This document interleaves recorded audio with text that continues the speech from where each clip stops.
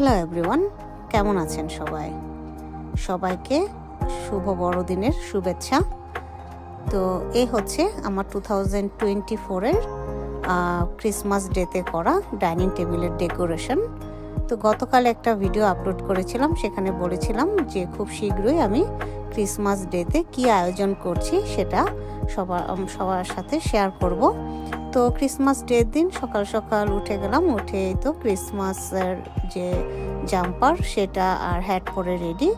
আর এখানে ক্রিসমাসের ডিনারের যে আয়োজন সেটা করা হচ্ছে।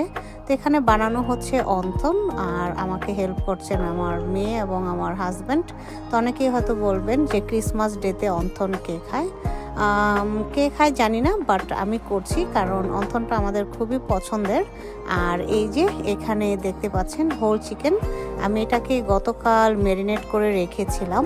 তো ক্রিসমাস ডেতে আমি দেখেছি যারা ইংলিশ তারা হোল চিকেন মানে টার্কি রোস্ট করে, তো সেটা ওরা ব্ল্যাক পেপার, সল্ট আর অলিভ অয়েল দিয়ে করে। কিন্তু আমরা যেহেতু এশিয়ান মানুষ, বাঙালি, তো সেভাবে খেতে পারবো না, তাই আমি এটাকে তান্দুরি স্টাইলে করেছি। মানে তান্দুরি মশলা, বিভিন্ন ধরনের মশলা দিয়ে এই চিকেনটাকে রোস্ট করব। তো ম্যারিনেট করেছি তার আগের দিন রাতে।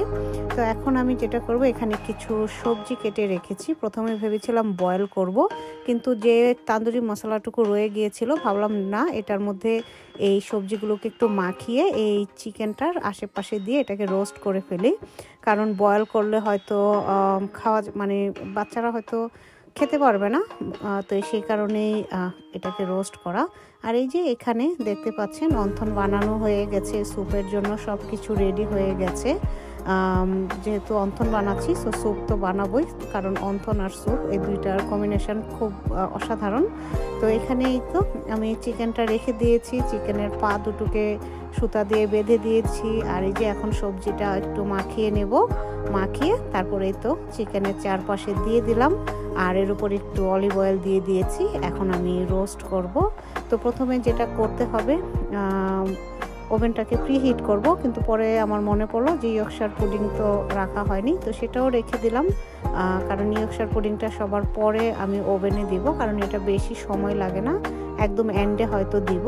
তো এখানে আমার স্যুপ রেডি হয়ে গেছে। স্যুপের কালারটা কেন এরকম হলো বুঝতে পারলাম না, মানে কালারটা সুন্দর কিন্তু ভিডিওতে কেন যেন একটু কীরকম দেখাচ্ছিল। তো যাই হোক, এখানে ওভেন আমি প্রিহিট করে নিয়েছি। এখন যেটা করব, আমি এই চিকেনটা গ্রিল করার জন্য দিয়ে দেব। তো এই তো আমার ওভেনের মধ্যে দেওয়া হয়ে গেল চিকেন। আর এখন আমি যেটা করব, একটু গ্রেভি বানাবো, কিন্তু তার আগে আমি একটু চিকেনটা চেক করে নিচ্ছিলাম, একটু ড্রাই দেখাচ্ছিল।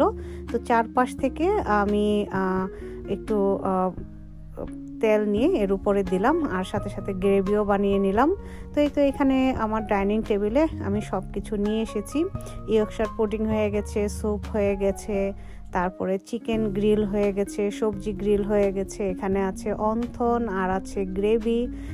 তো এই হচ্ছে আমাদের আজকের ক্রিসমাস ডেতে ডিনার। আর আছে কোল্ড ড্রিঙ্কস, ডায়েট কোক।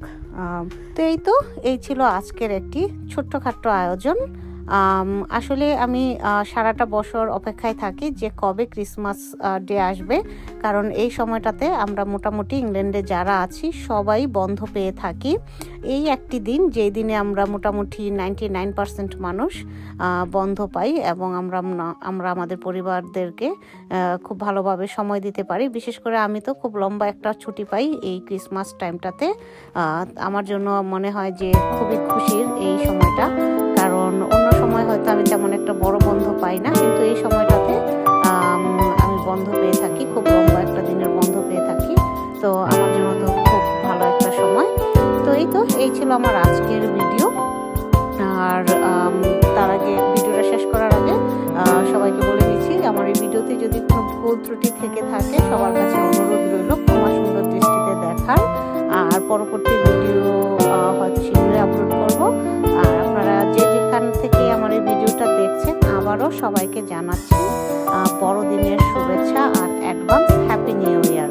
তো সবাই ভালো থাকবেন এবং সুস্থ থাকবেন। আমার পরিবারের জন্য সৃষ্টিকর্তার কাছে প্রার্থনা করবেন যেন আমরা সবাই সুস্থ থাকতে পারি, কারণ সুস্থ থাকাটাই হচ্ছে এখন কাম্য।